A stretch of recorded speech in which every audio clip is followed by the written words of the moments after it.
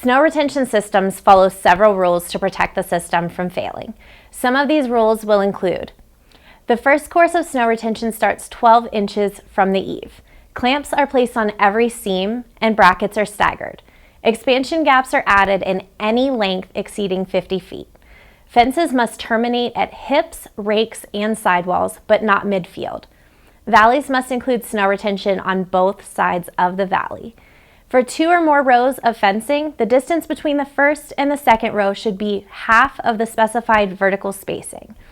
Always install snow retention on upper roofs that can shed to lower roofs, and fences installed on standing seam metal panels that are 16 inches wide would need 1 ice flag. A standing seam metal panel exceeding 16 inches would need 2 ice flags per panel. There are also rules specific to slopes of the roof that depend on the details of that specific job.